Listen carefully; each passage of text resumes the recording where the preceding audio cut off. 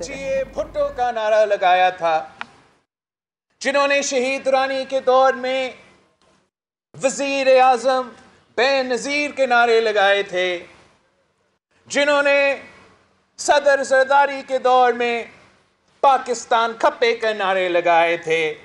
اگر ہم سب مل کے پورا ملک میں محنت کریں تو کوئی وجہ نہیں ہے کہ وفاق کی زنجیر پیپلز پارٹی اس پورے ملک میں راج کرے اور عوامی حکومت لے کر آئے۔ اس لیے یہ ملک عوامی حکومت کے لیے ترس رہی ہے۔ یہ ملک قائد عوام کے نظریہ پہ چلنے والے، بی بی شہید کے منشور پہ چلنے والے حکومت کے لیے ترس رہی ہے۔ اس ملک نے میاں صاحب کا حکومت بھی دیکھا ہے۔ اس ملک نے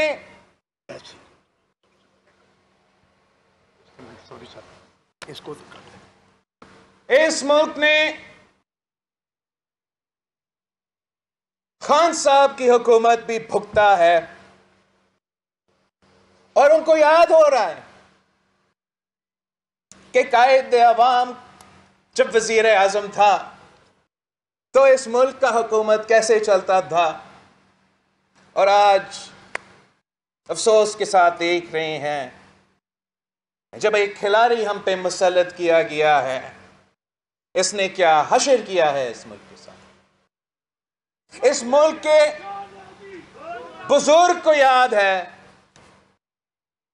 کہ قائد عوام نے اس ملک کے غریب ترین شخص سے لے کے،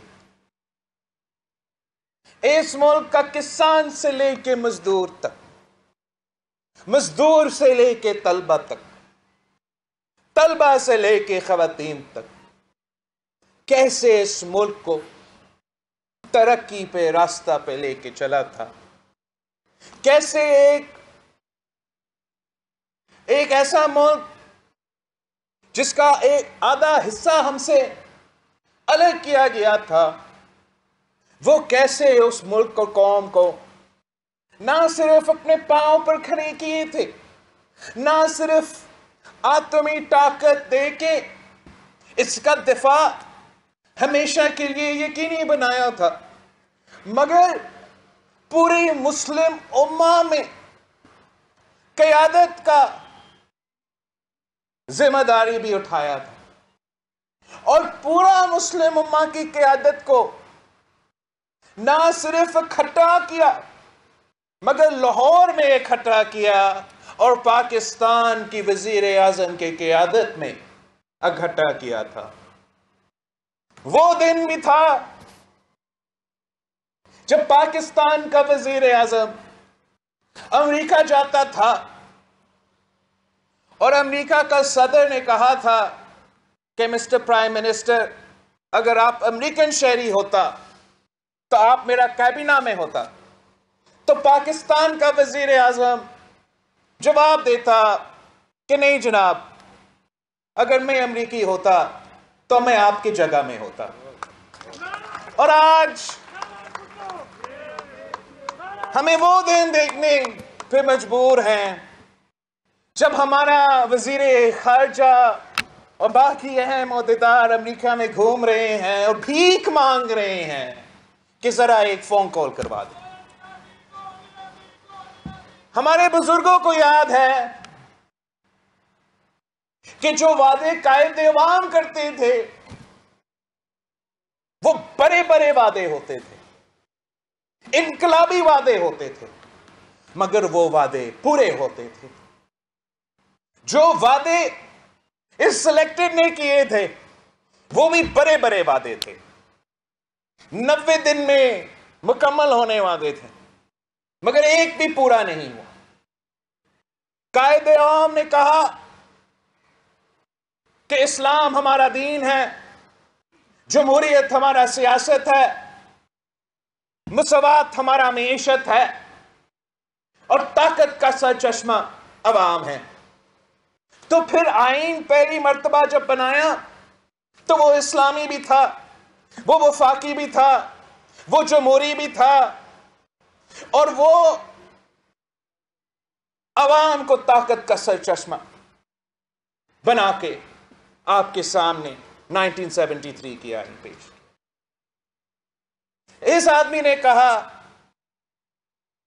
کہ 90 دن میں کرپشن ختم کروں گا، 1 کروڑ نوکری دلواؤں گا، 50 لاکھ گھر بناؤں گا، پاکستان کی عزت کو بحال کروں گا۔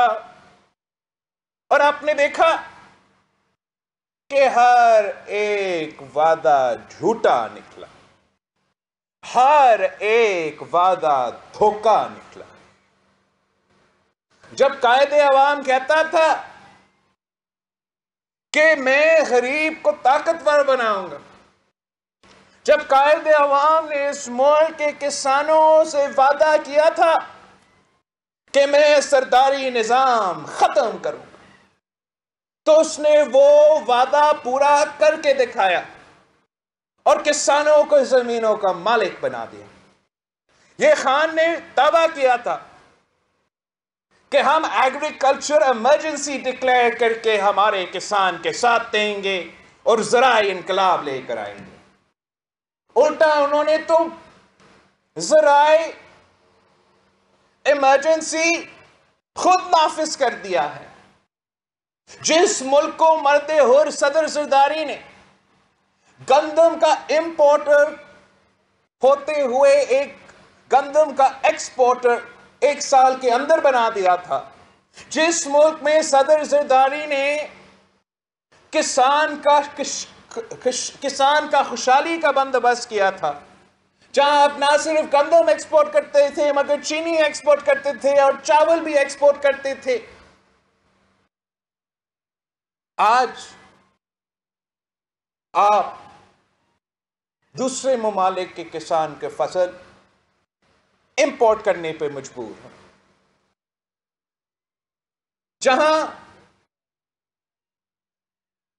خان صاحب نے بھی وعدہ کیا کہ وہ غریب کے ساتھ دے گا، آپ نے دیکھا اس نے کیا غریب کے ساتھ دیا، کیا غریب کے ساتھ کیا ہے۔ تاریخی مہنگائی جو اس ملک کی تاریخ میں نہیں دیکھا گیا۔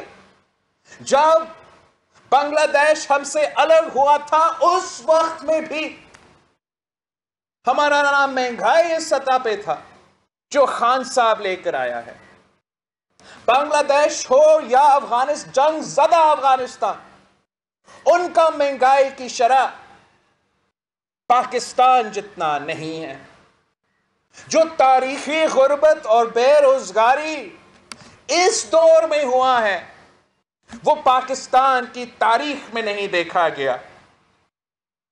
اور جتنا روزگار قائد عوام کا دور ہو، شہید محترمہ بینظیر بھٹو کا دور ہو یا صدر زرداری کا دور ہو، جتنا روزگار اس وقت کے نوجوانوں کو ملا تھا وہ بھی تاریخ کا حصہ ہے، وہ ایک ریکارڈ ہے، وہ آپ کے سامنے۔ جس طریقے سے انہوں نے عام آدمی کا جینا مشکل کر دیا ہے، اسی طریقے سے پیپلز پارٹی کے حکومتوں کا کوشش ہوتا ہے کہ ہم کم از کم عام آدمی کا جینا میں کوئی آسانیاں پیدا کر لیں۔ کا سیلاب میں اب مہنگائی کو تو پوری دنیا میں اس کا اثر ہوتا ہے۔ ہمارے دور میں اگر مہنگائی تھا تو آج کے دور میں بھی مہنگائی ہے، لیکن عمران خان کے دور میں مہنگائی کا ہوتے ہوئے عوام کو لاوارث چھوڑا گیا ہے۔ پی پی کے دور میں اگر مہنگائی تھا تو حکومت آپ کے پیٹ پیچھے کھڑی تھی، اگر پی پی کے دور میں مہنگائی تھا تو ہم نے پھر ہر غریب عورت کے گھر میں مالی امداد پہنچی، اگر پی پی کے دور میں مہنگائی تھا تو ہم نے خان کی طرح تنخواہ اور پینشنز میں کٹوتی نہیں کی، ہم نے اضافہ کیا اور تاریخی اضافہ کیا۔ مہنگائی تھا تو ہم اپنے تنخواہ دار طبقہ کو اکیلا نہیں چھوڑنا چاہ رہے تھے، یہی تو وجہ ہے کہ ہم نے 120% اضافہ کیا کہ اگر مہنگائی ہو رہا ہے تو ان کو کچھ تحفظ ملے. ہم نے پینشنز میں 100% اضافہ کیا تاکہ ہمارے بزرگ اس مشکل وقت میں جب مہنگائی کی وجہ سے ان کی دوائیوں کی قیمت میں اضافہ، ان کے کھانے کی پینے کی اشیاء کی قیمت میں اضافہ، حکومت کی طرف سے مدد ہو. اور یہ اتنا ظالم حکومت ہے، یہ اتنا عوام دشمن حکومت ہے کہ وہ مہنگائی کا ہوتے ہوئے، تاریخی غربت اور بے روزگاری کے ہوتے ہوئے کیا کر رہے ہیں؟ 1 کروڑ نوکریاں دینے کے بجائے جن کے پاس روزگار پہلے سے موجود تھا ان سے بھی روزگار چھین رہے ہیں. وہ چاہ سٹیل مل کے 10,000 خاندان ہوں، یا وہ سپریم کورٹ میں جو کیس جس میں ہم انشاءاللہ تعالی ریویو کریں گے وہاں بھی لڑیں گے، پارلیمان میں بھی لڑیں گے، سڑکوں پہ بھی لڑیں گے، جہاں 20,000 خاندانوں کو بے روزگار کروا دیتی ہے. اس سفر پہ ایک ایسا جگہ نہیں رہا ہے جہاں میں پہنچا ہوں اور ایک ایسا خاندان نہیں ملا ہوں جو اس فیصلہ سے متاثر ہوئے ہیں. شکارپور میں لوگ میرے گاڑی کو روکے کہ ہم روزگار کر رہے تھے اور اس ظالم حکومت نے ہم سے روزگار چھینا. ویہاری میں ڈیپیوٹی کوئی آئی بی کا عہدہ، بڑا عہدہ پہ کام کرنے والا آدمی ملا کہ اس کو بھی بے روزگار کر دیا گیا. لودرا میں سوئی گیس میں کام کرنے والے ایک آدمی مجھ سے ملا، اس کو بھی بے روزگار کر دیا. پیپلز پارٹی وہ واحد حکومت ہے جو روزگار دیتی ہے. اگر 90 کی دہائی میں ان کا روزگار چھینا گیا تو میاں صاحب نے چھینا تھا، پھر ہمارے دور میں بحال ہوا تو خان صاحب نے چھینا ہے. انشاءاللہ تعالی آپ کی محنت کی نتیجے میں ہم پھر سے حکومت میں آئیں گے، اور جب ہم پھر حکومت بناتے ہیں ہم سب سے پہلے ہر وہ شخص جو گلگت بلتستان سے لے کے کوئٹہ تک بے روزگار ہو چکے ہیں ان کو بحال کریں گے.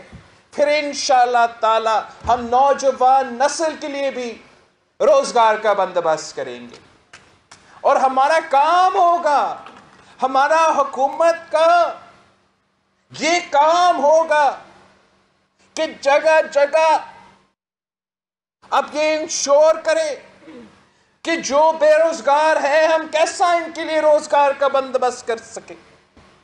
جن کا اہلیت ہے، جن کا میرٹ بنتا ہے، انشاءاللہ ان کو بھی موقع ملے گا.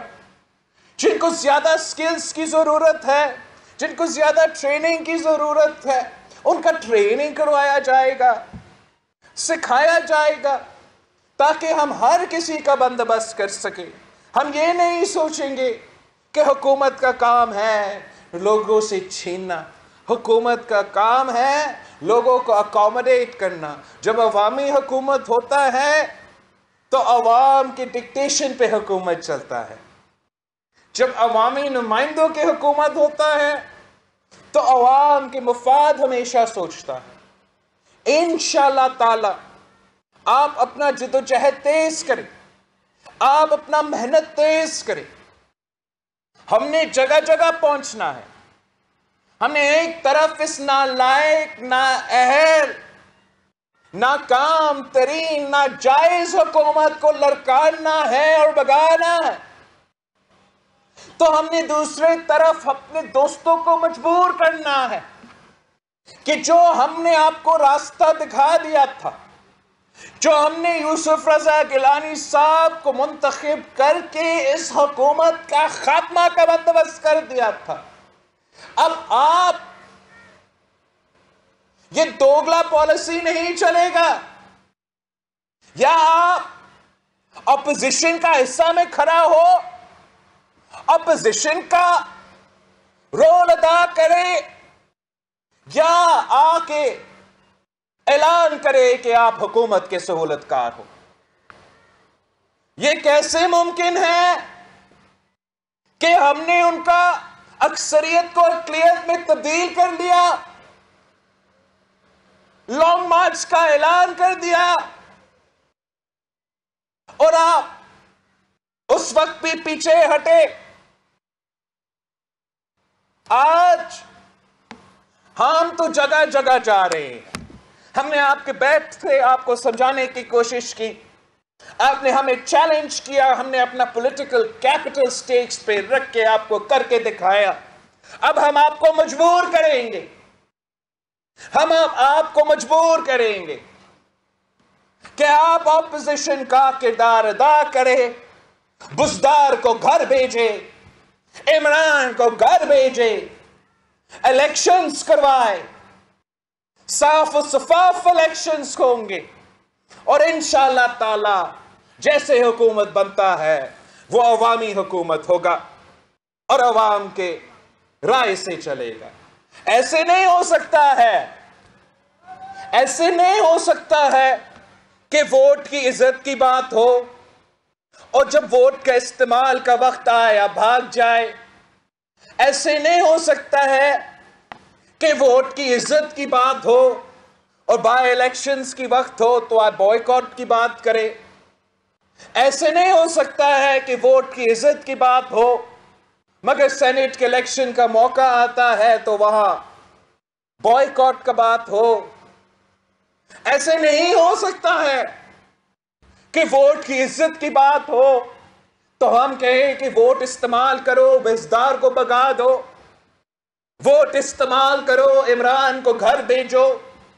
عوام تنگ ہے، عوام ناراض ہے، آپ کی وجہ سے ہم سے بھی ناراض ہو رہے ہیں.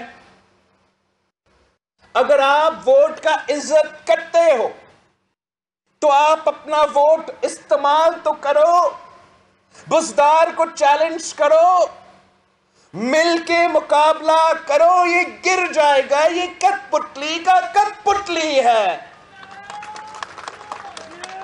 اور جب کٹ پتلی کا کٹ پتلی گرے گا تو عمران خود بخود گر جائے گا. آپ ہمت پکڑے، آپ ہمت پکڑے، آپ عوام کا سوچے، کسی کی انا، کسی کا پرسنل پریفرنس کو ترجیح نہ دے. ہم نے مل کے پنجاب کو بچانا ہے. اگر آپ تیار نہیں ہوئے تو عوام آپ کو معاف نہیں کریں گے. اگر آپ بزدار کو چلاتے رہتے ہو اپنا ذاتی سیاسی مقصد کے لیے تو پنجاب کی عوام آپ کو معاف نہیں کرے گی. آپ تو جب ہم آپ کے ساتھ تھے آپ کہتے تھے کہ استعفا کے بغیر کام نہیں چلے گا. تو اب آپ کے لیے چیلنج ہے، یا آئے ہمارے ساتھ مل کے وار کرے، ہمارے ساتھ مل کے اپنے ووٹ استعمال کرے. اگر نہیں تو اپنا ہی بات مان لے، اپنا ہی دعویٰ پہ عمل کرے. ویسے آپ کا ووٹ کا فائدہ ہی نہیں رہے گا تو استعفا ہی دے دے. آپ نے ان میں سے ایک کام تو آپ کو کرنا ہی کرنا پڑے گا، ورنہ پنجاب کے عوام خاص طور پہ جان لیں گے کہ یہ نہ مفاہمت ہے، یہ نہ مخالفت ہے، یہ منافقت ہے. اور منافقت کا سیاست پنجاب کے عوام رد کریں گے. ہم نے پیار سے آپ کو سمجھانے کی کوشش کی. ابھی انشاءاللہ تعالی ہم اپنے محنت سے، اپنے سیاسی جد و جہد سے آپ کو بھی مجبور کریں گے. اور اس ظالم जिन्होंने मेरे अवाम का पेट पे डाका मारा है, इस सिलेक्टेड जिसने हमारे अवाम का जेब पे डाका मारा है, इस नालायक, ना अहल तरीन, ना जायज वजीर आजम जिसने आपके वोट पे डाका मारा है, हम इससे हिसाब लेंगे। आज नहीं तो कल हम इससे हिसाब लेंगे, और जब हिसाब लेने का वक्त होगा तो ये अकेला ही रहेगा। आप सबका बहुत बहुत शुक्रिया। आप पीपल्स पार्टी का मंशूर को हाथ में लेके घर घर जाएं, हर किसी के पास जाए कि माजी में जो हुआ वो सो हो चुका, अब हमने नया तारीख रकम करना है। अब जो नौजवान नस्ल है उन्होंने अपना किरदार अदा करना है इस मुल्क की किस्मत तब्दील करने में। इंशाअल्लाह ताला हम फिर से जल्द मिलेंगे। जिए भुट्टो। बिलावल भुट्टो जरदारी कन्वेंशन से खिताब कर रहे थे। उनका कहना है कि जब वोट की इज्जत की बात की जाए तो फिर उस पर कायम रहें। अब दोगली पॉलिसी नहीं चलेगी, आपको एक काम करना पड़ेगा। पंजाब के अवाम जान लेंगे, ये नामुखालिफत नहीं मुनाफिकत है।